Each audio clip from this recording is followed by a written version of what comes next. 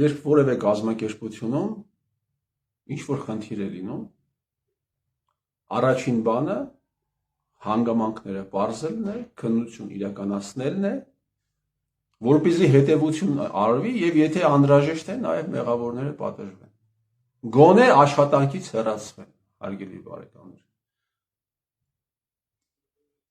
Հայաստանի հանուն ցանկացած պետություն իրենից ներկայացնում է մի կազմակերպություն, ցանկացած պետություն դա հասարակական քաղաքական կազմակերպություն է, որ ունի սուվերենություն, դա սահմանումներից մեկն է, սուվերենություն, որոշակի տարածքի վրա բռնություն գործելու, օրինական բռնություն գործելու մենաշնորհ։ Հիմա Հայաստանի Հանրապետությունում տեղի է ունեցել եւ տեղի է ունենում մեծ մասշտաբի հանցագործություններ, որոնք ազդում են հազարավոր մարդկանց կյանքի վրա, հազարավոր մարդկանց առողջության վրա, հազարավոր մարդիկ կյանք են կորցնում, տնավեր են դառնում, բնավեր են դառնում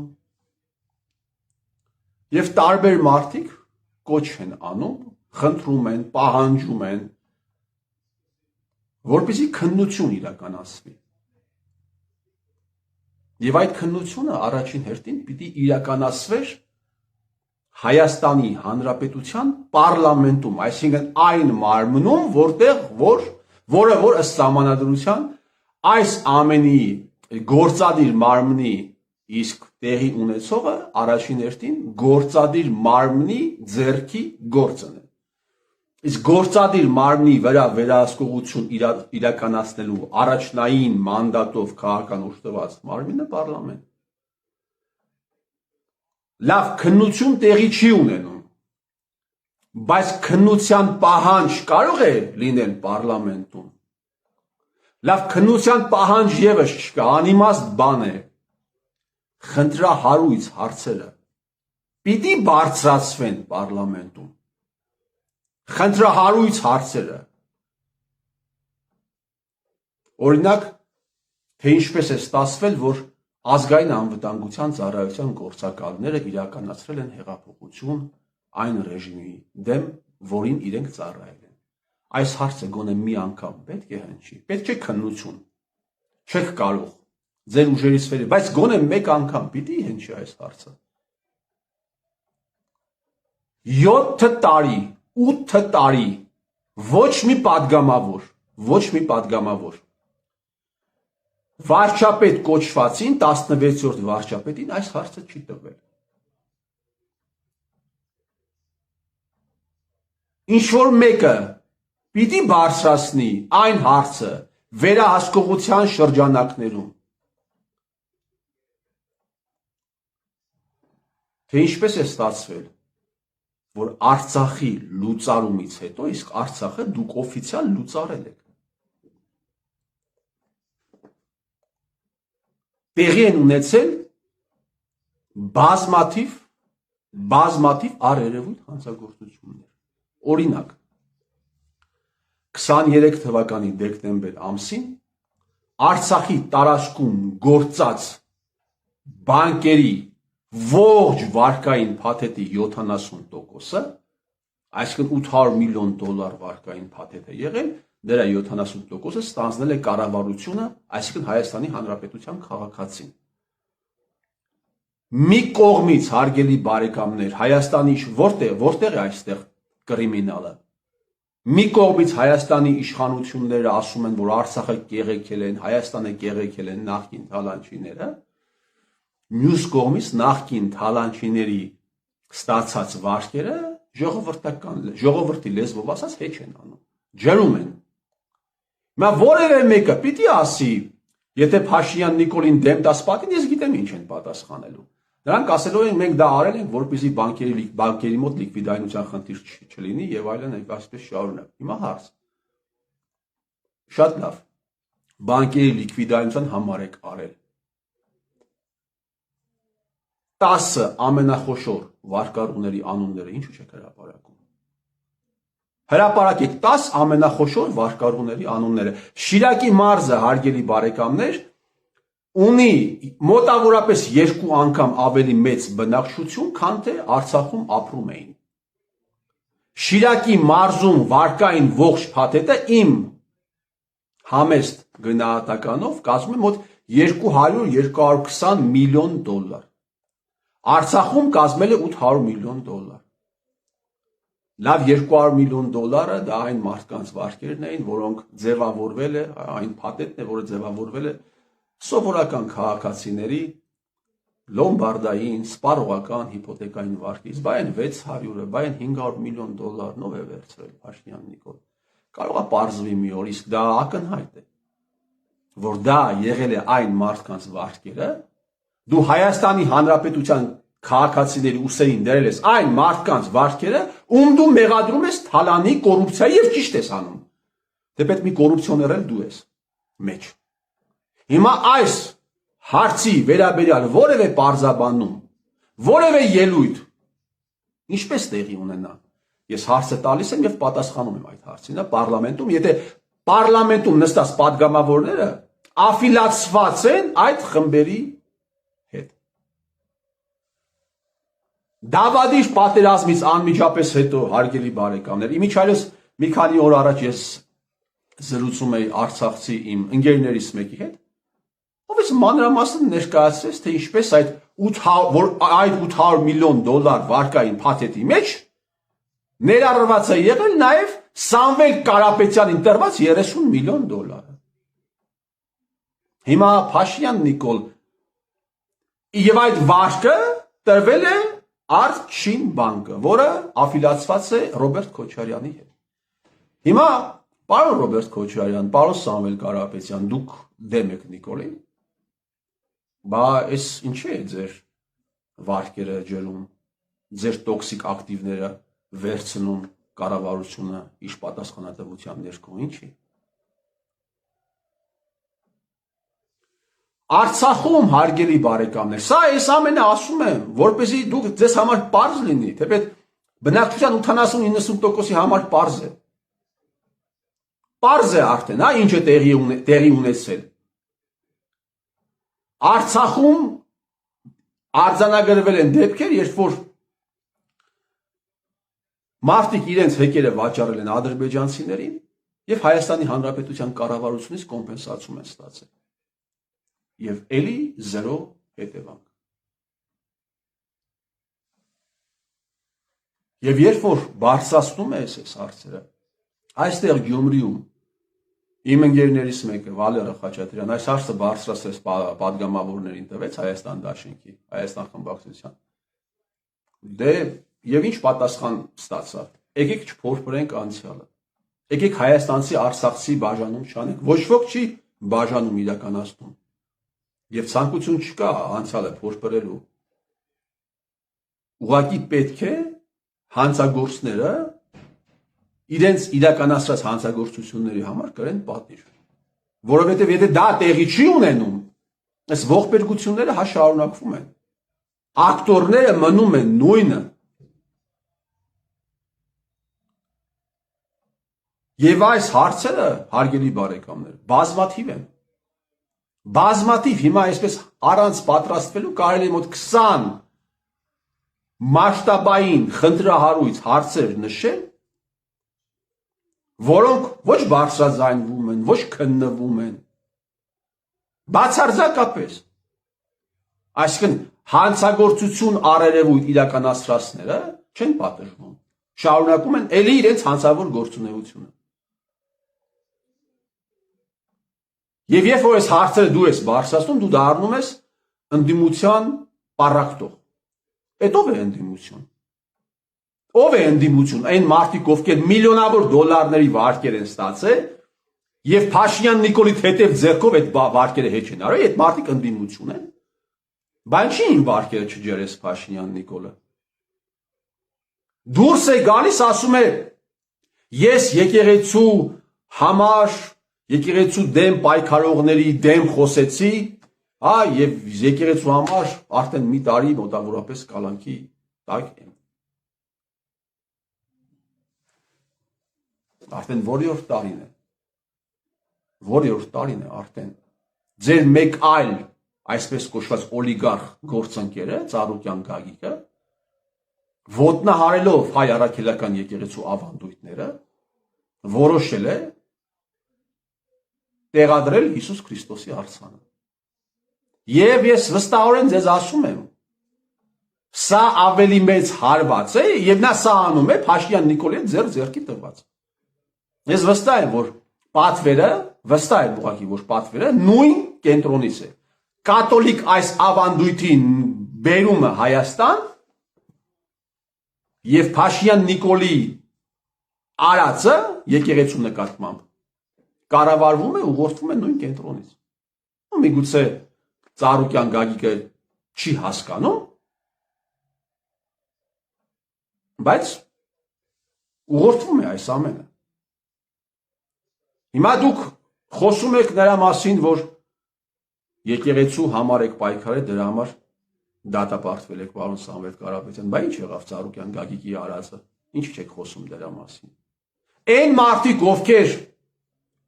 Նիկոլ Փաշինյանի արածի դեմ հուշկու պայքար էին տանում, գնում էին բանից, Էջմիածնից լայվեր էին մտնում, բան, մեր կուսակցությունը եկեղեցու կողքում է, գնացել է հիմա մտել է Ծառուկյան Գագիկի թևի տակ։ Ել չես պայքարում Թևանյան անդո։ Ծառուկյան Գագիկը ոչ պակաս վնաս է հասցնում հայ առաքելական եկեղեցուն, քան Նիկոլ Փաշինյանը։ Ել չես պայքարում։ Հիմա այս հարցերի մասին չի կարելի խոսել, որովհետև դեմը ընտրություններ են։ Այս պահի դրությամբ, հարգելի բարեկամներ, այս պահի դրությամբ մենք միասին խոսում ենք իրար հետ, հաղորդակցվում ենք։ Հայաստանի Հանրապետության տարածքում կան դիրքեր, որտեղ երիտասարդ տղաները հասնում են, անցնելով դիրքապահները հասնում են, անցնելով ադրբեջանական զննության վերահսկողության միջով։ Նոյեմբերի 1-ին ես այս թեմայի մասին բարձրաձայնել եմ, նոյեմբերի 1-ից առաջ են բարձրաձայնել այս թեմայի մասին, ինձանից հետո են։ Շատ քիչ մարդիկ, բայց էլի խոսել այս թեմայի մասին։ Եվ այդ պարլամենտական արտախորհրդարանական ընդդիմությունը, որը առիթ է ման գալիս Նիկոլին մերելու համար, առիթ է ման գալիս, տպավորություն է, որ պիտի իրենք վերցնեին, հատկապես պարլամենտականը, որովհետև սա իրենց բանն է, պարտավորությունն է, իրենք երթում են տվել։ Եվ այս հարցը պիտի լուծվեր։ Պիտի խոսեին այս թեմայի մասին, պիտի բարձրաձայնվեր այս թեման։ Համարյա բացարձակ լռություն։ Հիմա այս թեմայի մասին, որ ես խոսում եմ, կամ իմ նման մարդիկ խոսում են, իրենք ինչ է պառակտում են կամ տագնապ են տարածում, վաղը մյուս օրը կարող է հենց դու լինես, վաղը մյուս օրը հարգելի բարեկամ, այդ պավեստկա կոչվածը կարող է բերեն տան քեզ եւ քեզ տանեն թուրքական զննության միջով անցկացնեն, հասցնեն այն դիրքերը, որտեղ պիտի 15 օր իրականացնես քո ծառայությունը։ 10 օր ինչ որ զորամասում, 15 օր դիրքերում։ Այն ինչ ես խոսում եմ, անկախ նրանից, որ լագերի մեջ եք, բաժանված է, վերաբերվում է յուրաքանչյուրիդ, վերաբերվում է յուրաքանչյուրիդ ընտանիքին։ Ես հասկանում եմ, որ այսպես գաղափարախոսություն չկա, ոչ մի գաղափարախոսություն չկա, եւ հիմնականում մարդիկ այս կամ այն ուժերի շարքերն են համալրում, հիմնականում ունենալով որոշակի փողային ակնկալիք, պաշտոնի ակնկալիք, հիմնականում չեմ ասում բոլորի մասին։ Բայց այն ինչ ես խոսում եմ եւ այն ինչի մասին լռում են ձեր ղեկավարները, սա վերաբերվում է բոլորին։ Կանայք են անեծքներ գրում, ձեր երեխաները կարող է վաղը, ձեր երեխաներին կարող է վաղը տանեն այդ դիրքեր։ Եվ նոյեմբեր ամսից քանի ամիս է անցել։ Զերո հետևանք, զերո ուղղակի հետևանք, զերո ուղղակի արդյունք։ Հարյուրավոր տղաներ գտնվում են այսօր փաստացի պատանդարության մեջ եւ նախընտրական շրջանը առավոտից երեկո Սամվել Կարապետյանից մինչև Ծառուկյան Գագիկ Քոչարյան Ռոբերտից մինչև այն ամենավերջին ոչ ազդեցիկ կուսակցության ղեկավարը պիտի խոսեին այս թեմաների մասին։ Թե ինչ արհավիրք է բերում Նիկոլ Փաշինյանը Հայաստանի Հանրապետությանը։ Հիմա ես այս մասին խոսում եմ, ես վատություն եմ անում, հա, ընդդիմությանը, դուք որ լռում եք, դուք վատություն եք անում իշխանությանը, հա։ Բա խոսեք։ Ինչու չեք խոսում։ Երևանի քաղաքապետը Ավինյան Տիգրանը թեպետ գիտեք, եթե դուք ընդդիմադիր եք, ես ընդդիմադիր չեմ կարող լինել, եթե դուք եք ընդդիմադիր։ Երևանի քաղաքապետը հարգելի բարեկամներ, ճակատին դաշված է Պսորիաս 15,000։ Այդ անձնավորությունը բանակում չի ծառայել։ Պավեստկաներ է բաժանել տալիս, իրավունքը չունենալով դրա։ Ինչպես կարող է մեկը բանակից խուսափի, բայց պավեստկաներ բաժանել տա։ Դա որ իրավունքով է, դա որ բարոյական նորմով է։ Այս ավանդույթը դուք եք դրել։ Նիկոլ Փաշինյան, Սերժ Սարգսյան, Ռոբերտ Քոչարյան, Լևոն Տեր-Պետրոսյան, այս ավանդույթը դուք եք դրել։ Մենք ունեցել ենք պաշտպանության նախարարներ բանակում չծառայած։ Այդպես կարող է լինել։ Կամ կիսատ ծառայած, բանակից փախած։ Բանակից փախուստի համար քրեական գործեր հարուցված ու նկատմամբ հարուցված եղել քրեական գործեր։ Վիգեն Սարգսյան օրինակ, Պապիկյան Սուրիկ օրինակ։ Հիմա այս անձնավորությունը չունենալով որևէ բարոյական իրավունք պավեստկա բաժանելու, որովհետև ինքը մերժել է բանակը։ Ինքը հիմա զինվորական ծառայության է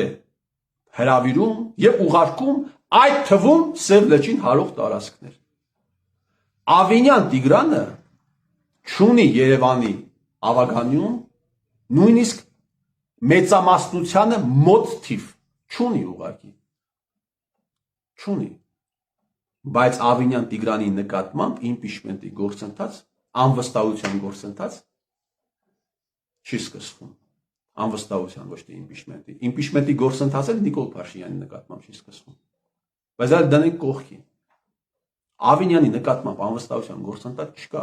Բազմաթիվ խնդիրներ կան, իմ ասած խնդրից սկսած, մինչև կոռուպցիոն սկանդալներ։ Եվ այս հարցը երբ բարձրացնում ես, դառնում ես վատամարդ եւ հազար ձևի պատճառաբանություններ են բերում։ Հազար ձևի պատճառաբանություններ։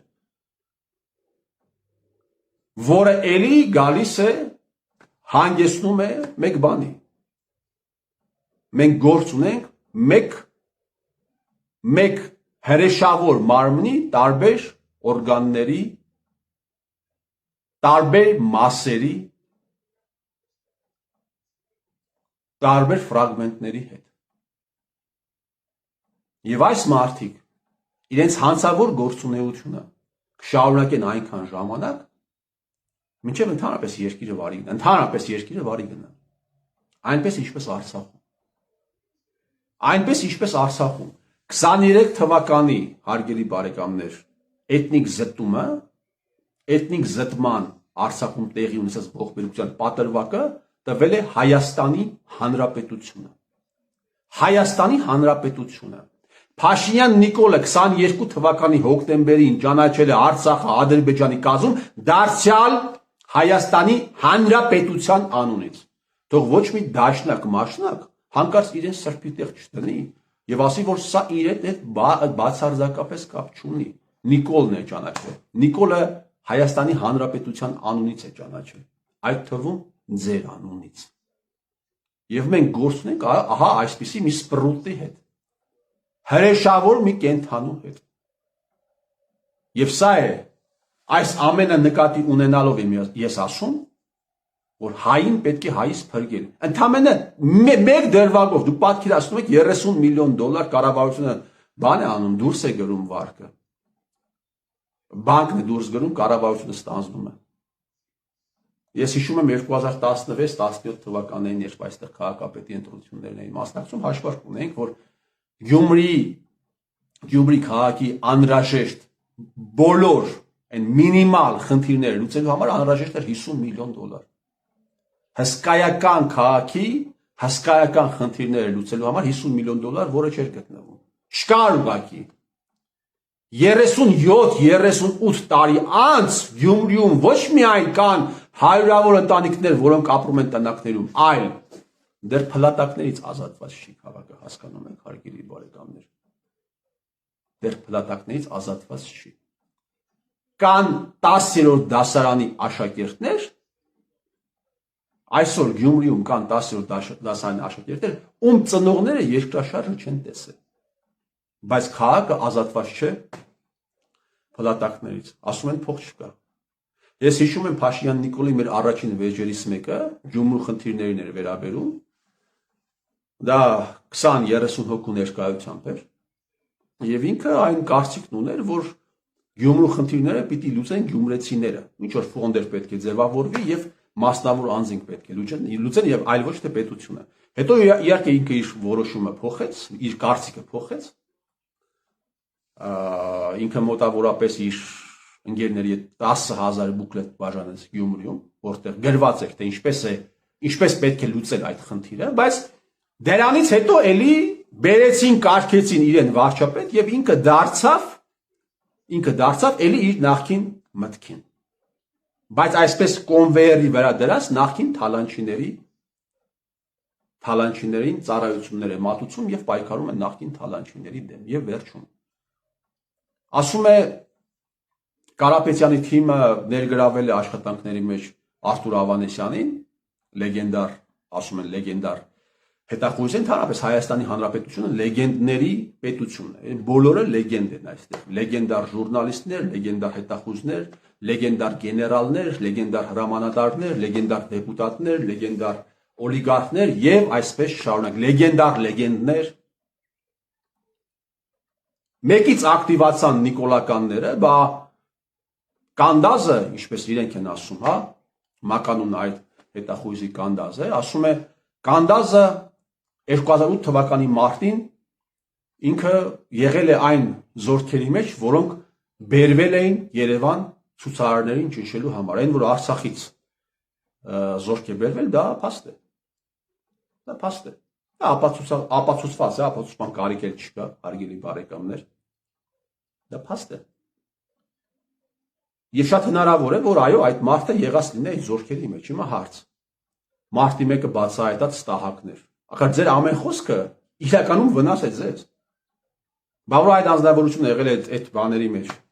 զորքերի մեջ, այդ անձնավորությունը ինչու է միջև հիմա ազատության մեջ։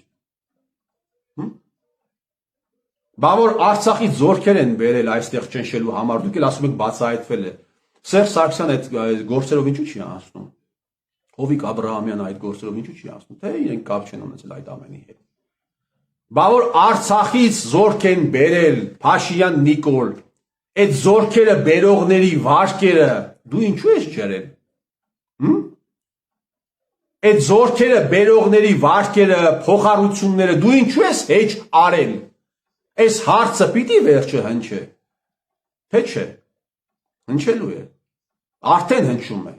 Արդեն տասնյակ հազարավոր մարդկանց շուրթերին է։ Ես վստահ եմ, օրը կգա այս հարցը կհնչի նաև պարլամենտում։ Փաշինյան Նիկոլին այս հարցը կհնչի հանրային հեռուստաընկերությունում։ Ես վստահ եմ այս ինչ որ մի օր կգա այս հարցերի վերաբերյալ ելույթ կունենա Հայաստանի Հանրապետության ներքին գործերի նախարարը։ Պատկան ձեռքը կմտնի պետական հեռուստաընկերություն, որտեղ կպատմի ժողովրդին, կզեկուցի ժողովրդին, կտեղեկացնի, որտեղ դա ցանկացած մարդու ֆունդամենտալ իրավունքն է։ Իմանալ, թե իր հետ տեղի ունեցած ողբերգությունը ինչպես է կատարվել եւ ովքեր են եղավ, դա ամեն մարդու իրավունքն է։ Իսկ այս ողբերգությունը կպել է առանց բացառության բոլորին։ Մեկը առողջությունն է կորցրել, մեկը տուն է կորցրել, մեկը բարեկամ է կորցրել։ Եվ այսպես շարունակ, մեկին շատ, մեկին մի քիչ քիչ։ Այդ օրը գալու է։ Դա Աստված այդ օրը բերե հայը, եթե ոչ այդ օրը բերելու է օտարը, բայց այդ օրը անպայման կգա։ Ես նաև խոսեցի այն մասին, որ լեգենդար պետություն է սա, լեգենդների պետություն է, ես այստեղ ընդդիմադիրներ էլ կան, հա, որին նայում ես ինքն էլ է լեգենդար։ իրենց դերսել են Ռակասովսկու, Ժուկովի, Պոզների, ինչ որ տարբեր, հա, հայտնի մարդկանց տեղ են դրել։ Ես բոլորին խորհուրդ եմ տալիս, բոլորին անխտիր։ 10-ից 9 հոգու հետ ես խոսում եմ, նարցիսիզմով տառապող մարդիկ ուղղակի 10-ից 9։ Դուք ձեր ինչի վրա եք այդքան հպարտ։ Դուք ձեր ինչի վրա եք այդքան վստահ։ Հետաքրքիր է, էլի, խոսքս չի վերաբերում, հա, միայն այդ համակարգային այսպես կոչված ընդդիմադիրներին, խոսքս վերաբերում է առհասարակ այն մարդկանց, ովքեր զբաղված են հանրային քաղաքական գործունեության մեջ, ինչի վրա եք դուք այդքան վստահ, ուրախ, հպարտ։ Մի քիչ իջեցրեք ձեր ամբիցիաները, հարգելի բարեկամներ, մի քիչ իջեցրեք եւ մի մոռացեք, թե դուք ով եք։ Եվ եկեք չմոռանանք նաեւ, թե մենք ինչ պետության մեջ ենք ապրում։ Ցանկացած նորմալ մարդ չի կարող, ցանկացած մեկը չի կարող այս հարաբերությունների մեջ ապրել եւ մանիվիլիչը, հա, կոչվում է, դրանով տարվել։ Որ դուք հիվանդ չեք, հարգելի բարեկամներ, դուք հիվանդ եք։ Դուք ձեզ մի հատ հայելու մեջ նայեք, դուք պետությանը մի հատ կողքից նայեք, դուք տեսեք, թե ինչ հանցագործություններ են տեղի ունեցել մեր հարևանությամբ, մեր կողքը, եւ մենք դա թույլ ենք տվել։ Ինչի վրա եք դուք այդքան հպարտ։